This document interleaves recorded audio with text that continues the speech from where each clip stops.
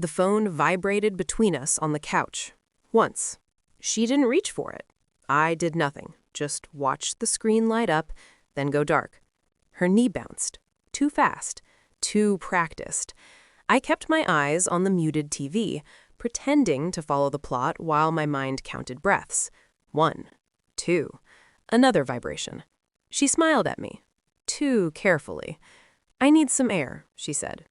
No explanation, no eye contact.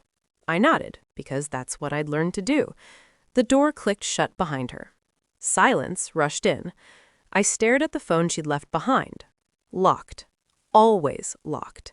For weeks, something had lived in this house with us. Something invisible.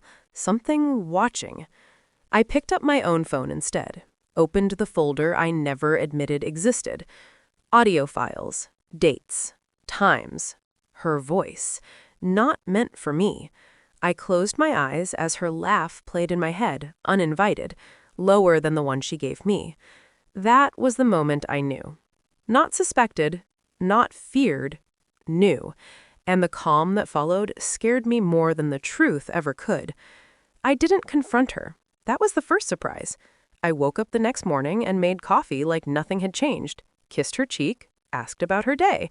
She answered easily, too easily. That's when I understood the betrayal wasn't just physical. It was architectural, built carefully, room by room. Late work nights, new passwords, a phone angled away from me like a shield. I replayed moments from the past year like surveillance footage. Her sudden patience with me, the way guilt dressed itself as kindness. At night, she slept facing away. I lay there counting the inches between us, wondering when they'd appeared. Denial tried to surface. I pushed it down. I didn't need certainty yet. I needed truth. And truth doesn't rush. It waits. I started noticing details. Scents that weren't hers. Calls taken in the car. I never asked questions. Questions warn people. Instead, I listened. Every word she spoke felt rehearsed now, a script written for an audience of one. Me.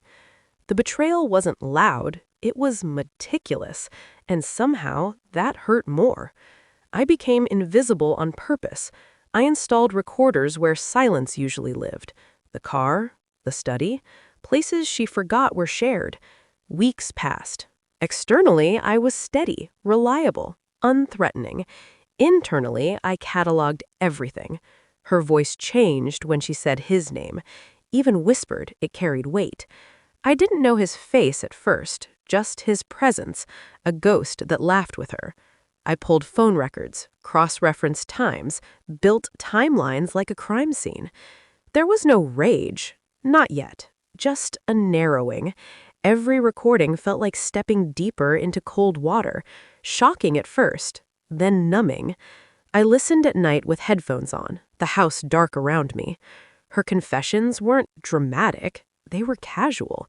That's what destroyed me, the way she spoke about love like a logistical problem already solved.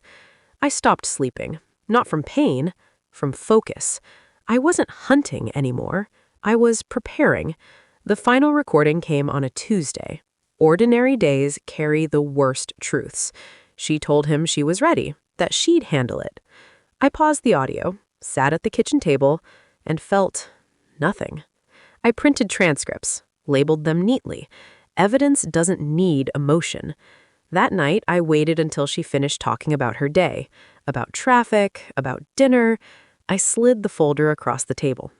No words. She opened it, read. Her face folded inward like a building collapsing under its own weight. "How long?" she whispered.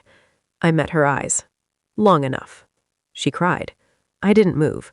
Her shock was loud. My silence was louder. I'd already mourned us. This was just documentation. I didn't yell, didn't accuse. I explained logistics. Divorce papers prepared, accounts separated, copies stored. I told her he knew too. That was the lie, but she believed it. Fear rewrote her posture. I watched her realize she was alone on all sides. She begged, not for love, for control. I stood up.